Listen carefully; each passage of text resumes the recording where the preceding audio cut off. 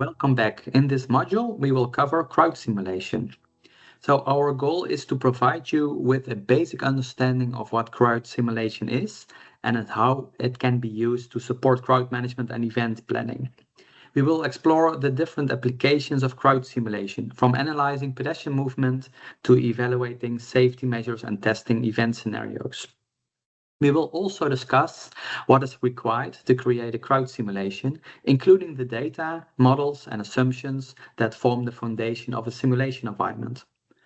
Finally, we will examine the limitations of crowd simulation. While simulations can provide valuable insights and support decision-making, they are not perfect representation of your reality.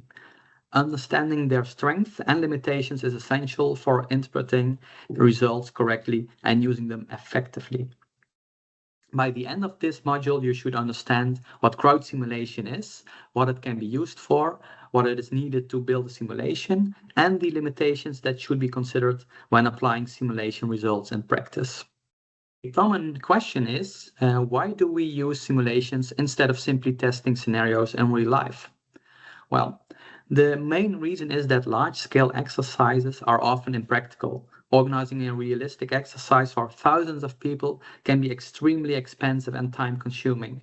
It may also have a significant impact on the surrounding environment, including traffic, public spaces, and local communities. Another limitation is that real-world exercises allow you to only test a small number of scenarios. Once an exercise has been completed, changing conditions and repeating the test can require substantial additional effort and resources. Third, the simulation provides an alternative. They allow us to explore many different situations quickly, safely, and at a much lower cost. We can test a wide range of assumptions, compare alternative plans, and evaluate potential risks without disrupting the real world. This leads to an important question. What kinds of questions can be answered with crowd simulations? Could you think of some? For example, will certain locations become overcrowded during peak periods? Or where are the likely bottlenecks in the pedestrian network? How long will it take visitors to enter or leave the event? Can an evacuation be completed within the required time limits? What happens if a route is closed or partially blocked? How will changes in visitor numbers affect crowd density and flow? Which crowd management measures are most effective in reducing congestions? By answering questions like these, simulations help planners and decision makers better understand potential challenges and prepare effective solutions before an event takes place. The general idea behind crowd simulation is to use a computer model to calculate how large groups of people might move through an environment. In most cases, when we talk about movement in crowd simulations, we are referring to pedestrians, that is, people walking.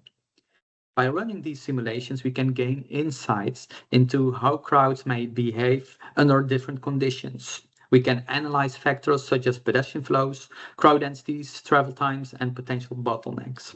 This helps us better understand how a space or event might function before it takes place. One of the key advantages of simulation is that we can easily change assumptions and run multiple scenarios. This allows us to explore the potential impact of different decisions and conditions. For example, we might investigate whether doubling the number of exits in a building would significantly reduce evacuation times. We can compare different layouts, crowd sizes, or management strategies and evaluate their effects in a safe and controlled environment. Simulation results can also be visualized, which makes them particularly valuable during the planning process. Visualizations provide a concrete and shared representation of what might happen, helping stakeholders discuss plans using the same reference point. This often leads to clearer communication and more informed decision-making than relying solely on written descriptions. However, it's important to remember that simulations do not predict the future. Human behavior is extremely complex, and no computer model can fully capture every factor that influences how people act. And as a result, all simulations are simplifications of reality. Both the simulation software and the person building the model must make assumptions. For example, they may assume that people walk at certain speeds, that visitors know where they want to go, or that that weather conditions remain favorable. Because of these assumptions, simulations should not be treated as exact forecasts of what will happen. Instead, they should be viewed as tools for exploring possibilities and understanding the potential consequences of different assumptions, designs, or management strategies. Used in this way, crowd simulation becomes a powerful aid for planning, analysis, and decision making, while acknowledging that real-world events will always contain uncertainty. A good example of use of crowd simulation is the Tour de France that happened in 2015 in Utrecht. The Tour de France attracts large numbers of spectators, particularly near the start and finish areas. So this was the grand départ of the Tour de France, the start and the finish. Popular viewing locations and transportation hubs. Managing these crowds safely and efficiently is a significant challenge, especially because crowd densities and movement patterns can change rapidly throughout the day. Crowd simulation can be used to optimize pedestrian flows around the event. And by creating a digital model of the areas and simulating the movement of spectators, planners can identify potential bottlenecks, congested area locations, and conflicts between pedestrian and vehicle movements. The simulations can then be used to evaluate different crowd management measures. For example, the organizers can test alternative entrance and exit locations, adjust pedestrian routes, reposition barriers, or modify signage and wayfinding system. By comparing the results of different scenarios, they can determine which measures are most effective at reducing congestions and improving safety. This process allows organizers to make evidence-based decisions before the event takes place. Rather than reacting to problems on the day itself, they can proactively design crowd management strategies that improve the overall visitor experience while maintaining crowd safety conditions. The Tour de France demonstrates how crowd simulation can be used not only to assess risks, but also to optimize the movement of large numbers of people through complex and dynamic environments. Another important application of crowd simulation is determining the maximum safe capacity of an area. Well, a good example comes from the Vuelta, one of the major professional cycling events in Europe.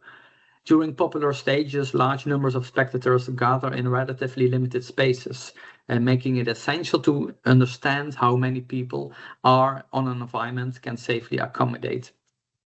Using crowd simulation, planners can model the event location and gradually increase the number of visitors in the simulation. By analyzing the resulting crowd densities, pedestrian flows, and travel times, they can identify the point at which conditions begin to deteriorate and safety risks increase. These simulations can reveal where congestion is likely to occur, whether emergency access routes remain available, and how easily people can move throughout the area. They can also be used to evaluate evacuation performance and determine whether visitors can leave the area within acceptable time limits. Based on these analyses, organizers can establish a maximum capacity that balances visitor access with the safety requirements. If the simulation show that certain areas become overcrowded, additional measures can be introduced, such as restricting areas, creating one-way pedestrian routes, adding barriers, or expanding available space. In this way, crowd simulation provides an evidence-based method for determining how many people an area can safely accommodate, helping organizers make informed decisions about capacity management before the event takes place. Another valuable use of crowd simulation is comparing different what-if scenarios. A good example is the Nijmeegse Vierdaagse, one of the world's largest walking events where tens of thousands of participants and spectators move through the city and surrounding region over several days. Because of the scale of the event, even small changes in organization or infrastructure can have significant effects on crowd movement and safety. Crowd simulation allows planners to test different scenarios before implementing them in reality. For example, they can investigate what would happen if a route is changed, if a street is temporarily closed, if the number of participants increases, or if the location of facilities such as checkpoints or refreshment stations is adjusted. By running simulations for each scenario and comparing the results, organizers can evaluate differences in crowd density, pedestrian flow, travel times, and potential bottlenecks. This helps them understand not only what is likely to happen under normal conditions, but also how the event may respond to unexpected changes or operational decisions. The strength of this approach is that it allows multiple options to be evaluated quickly and safely without affecting the actual event. Rather than relying on assumptions alone, planners can compare measurable outcomes and identify the solution that best supports safety, comfort, and operational efficiency. The Namex VDAX demonstrates how crowd simulation can be used as a decision support tool, enabling organizers to explore alternative and make informed choices based on the results of different what-if scenarios. Another practical application of crowd simulation is analyzing queue formation and visitor access. A good example is the Dickens Festijn, a popular event that attracts a large number of visitors to a relatively compact historic setting. When tickets are required, and this was the first time that they applied it, understanding how queues form and develop becomes an important part of ensuring both visitor comfort and safety.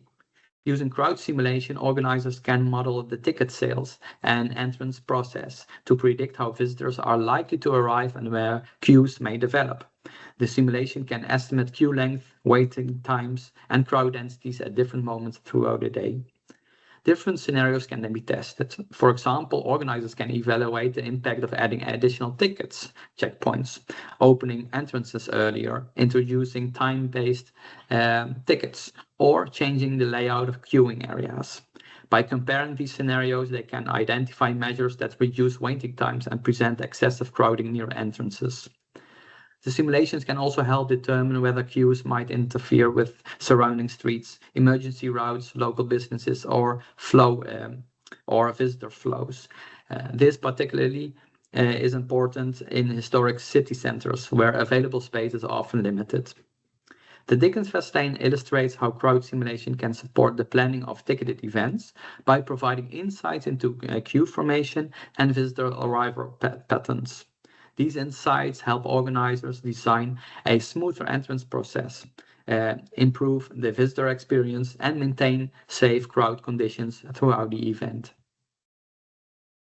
So, another application of crowd simulation emerged during the COVID-19 pandemic, when social distancing measures fundamentally changed how people could move through public spaces.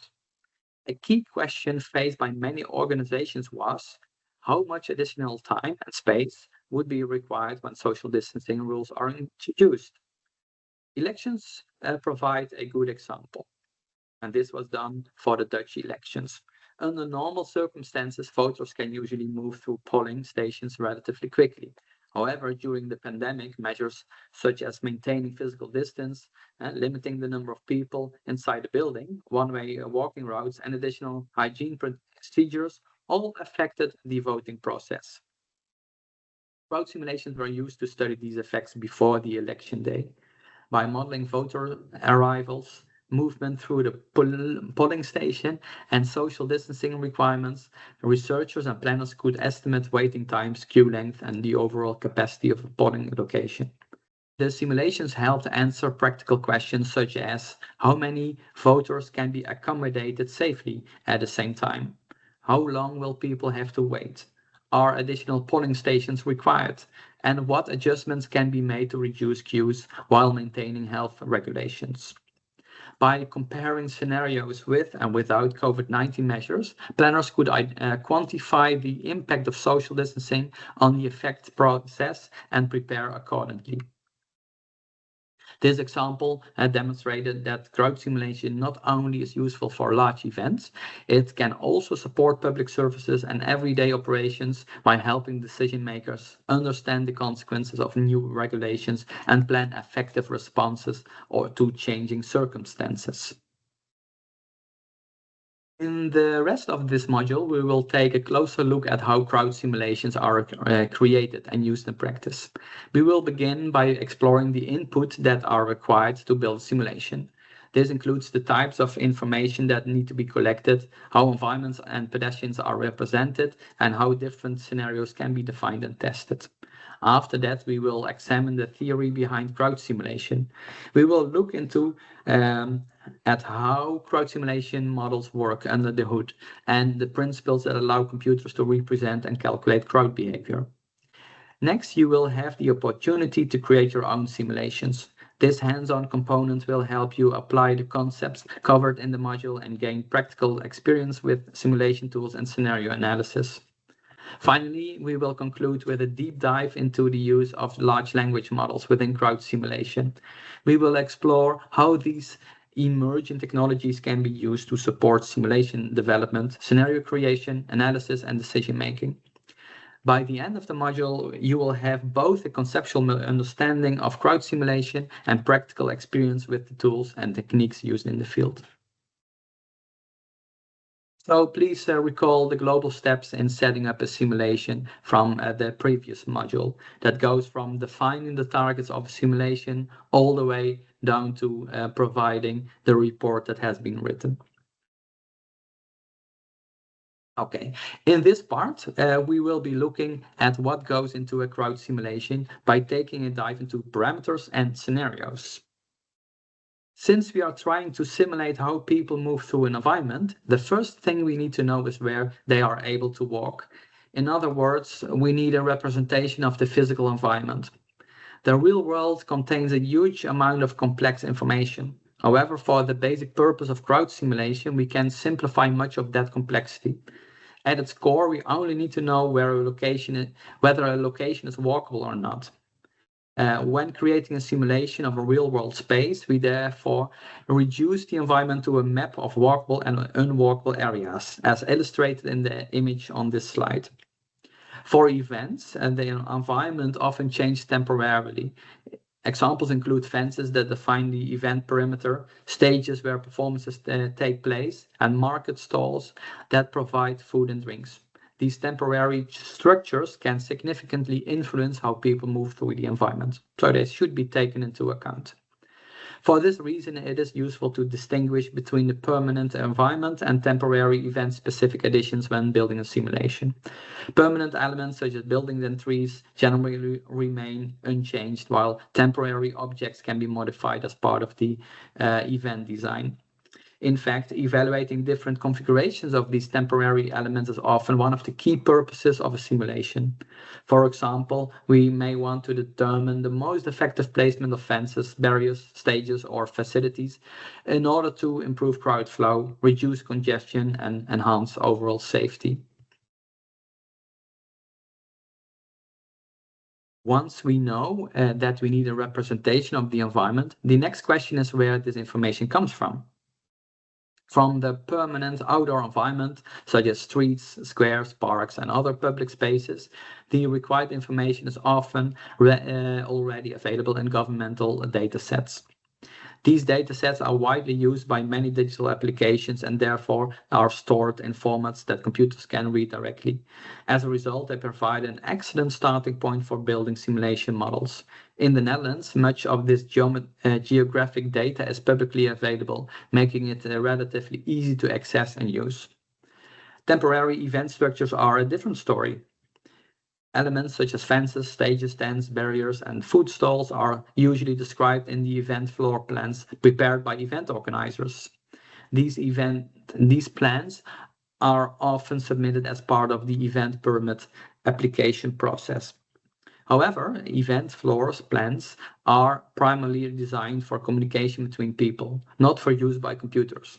To make them easier to read, they may include symbolic representations, simplified drawings, or visual exaggerations. While these features are useful for human interpretation, they do not provide the precise geometric information required for simulation. As a result, event objects often need to be recreated, at least partially, within the simulation software. The floor plan serves as a reference, but the object must be redrawn in a way that accurately represents their real-world dimensions and locations. It's also important to consider the characteristics of the surface itself. Not all walkable areas are the same. Pedestrians may walk at different speeds, depending on whether they are on a pavement, stairs, grass, or sloped terrain. These differences can influence crowd movement and should be included in the simulation when they are relevant to the scenario being studied. By combining information about the permanent environment, temporary event infrastructure, and surface characteristics, we can create a realistic representation of the space in which pedestrians will move. So once the environment is known, the crowd can be added. At its base, you need to know the origin and destination point of every visitor, which can be written down as a so-called OD matrix or origin destination matrix. For events, when simulating ingress, original points are things, link, entrance gates, parking spots, train stations, and bus stops. Destination points will typically be stages, places where activities are organized, or facilities like food stalls or bathrooms. For ingress and egress, expectations about how many people will attend the event when they will arrive and leave, using which mode of transport, are usually included in crowd management plans. For each destination, you'll want to know how long people will stay there and where they will go next. The waiting time at each destination can include all activities done at a location, for example, dancing in front of a stage or buying a drink.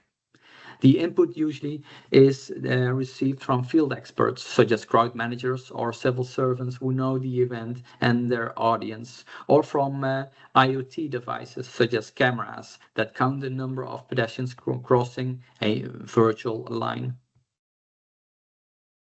In addition to understanding the environment, it is also important to understand the people who are expected to attend the event. This is often referred to as visitor profile. Visitor profiles are a standard component of crowd management plans because different groups of people behave in a different way. These differences can have a significant impact on crowd movement and should therefore be considered when building simulations. For example, children often move less predictably than adults. They may change direction suddenly, stop unexpectedly, or move independently from the rest of the group. People attending an event with family members or friends also tend to behave differently from individuals. Groups often try to stay together while walking, which can influence their speed, route choice, and the amount of space they occupy. Accessibility is another important consideration. Wheelchair users, for instance, may prefer routes that include ramps and avoid stairs. As a result, their route choices can differ from those of other visitors. The purpose of a visit can also affect behavior. Commuters, who are typically focused on reaching a destination efficiently, often walk faster and more directly than tourists, who may stop frequently, look around, and move at a more relaxed pace.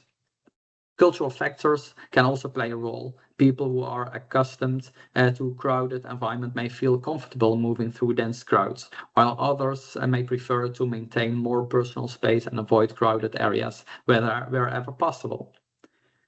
By incorporating these types of behavior differences into a simulation, by modifying some certain parameters, we can create more realistic models of how people are likely to move through an event. This leads to more accurate analysis and better informed decisions when planning for crowd safety and visitor experience.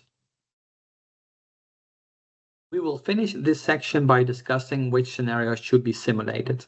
The first scenario is usually the baseline scenario, in which the event proceeds exactly as planned.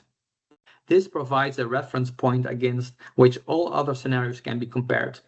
By understanding how the event is expected to operate under normal conditions, it becomes easier to evaluate the impact of changes, disruptions, or emergency situations.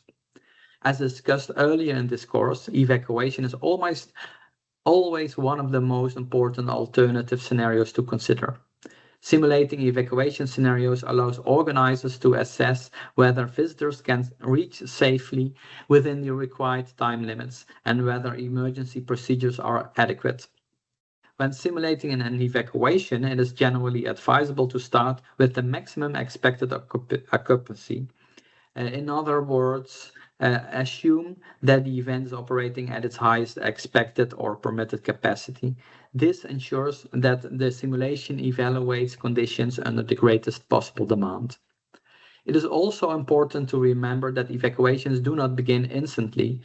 First, an incident must be identified and communicated. Announcements take time to make, and visitors need time to understand the situation, process the information, and decide to start moving. These delays can have significant impact on the overall evacuation time and should therefore be included in the simulation. Another important behavioral factor is route choice. When people decide to leave, they often prefer familiar routes. Many will return to the same entrance they used when arriving, while others may simply follow the movement of people around them. As a result, individuals do not always choose the shortest or safest path to an exit. Unless they receive clear guidance, they may travel considerably farther than necessary. Finally, the specific reason for the evacuation may also influence behavior and movement patterns. For example, in the case of a fire, people will naturally try to avoid the smoke and flames. This may make certain routes unusable and force evacuees to choose alternative exits. Similar considerations may apply to other emergency situations where hazards affect which parts of the environment remain accessible. By incorporating these factors into evacuation simulations, planners can create more realistic scenarios and gain a better understanding of how crowds are likely to behave during emergencies. This, in turn, supports the development of safer and more effective emergency response plans. Once the baseline and evacuation scenarios have been simulated, the next step is to explore additional scenarios that are relevant to a specific event being planned. One of the most common uses of crowd simulation is comparing different event designs. For example, organizers may be considering multiple layouts for stages, barriers, entrances, or facilities. By modifying the event objects in the simulation, each design can be tested and compared to determine which option provides the best crowd flow and overall safety performance. Another possible scenario is the cancellation of a popular artist in a multi-stage festival. If this is considered a realistic risk, the simulation can be adjusted by redistributing the visitors who were expected to attend that performance. This allows organizers to examine how crowd movement and densities change when people decide to visit alternative stages instead. Simulations can also be used to assess the impact of higher than expected attendance. If there is a possibility that the event will attract more visitors than originally planned, the number of arriving pedestrians can simply be increased in the model. This helps identify whether existing infrastructure and crowd management measures remain effective under great demand. Weather-related scenarios are also frequently considered. For example, rainfall may cause visitors to leave the event earlier than expected. In this case, the main adjustment in the simulation would often be the timing of pedestrian movement rather than their destinations. An earlier concentration of departing visitors may create new bottlenecks or increase pressure on exits and transportation systems. Operational failures can also be explored through simulation. Examine that a new ticketing system is being introduced, and organizers want to prepare for the possibility that it does not function as intended. If manual ticket checks become necessary, entry processing times would increase. In the simulation, this can be represented by increasing waiting times at ticket checkpoints, allowing planners to estimate the resulting queue length and delays. These examples illustrate an important principle of crowd simulation. Once a baseline scenario has been created, many different scenarios can be tested simply by adjusting key assumptions and parameters. This makes simulation a powerful tool for exploring uncertainties, evaluating contingency plans, and preparing for a wide range of possible simulation before the event takes place.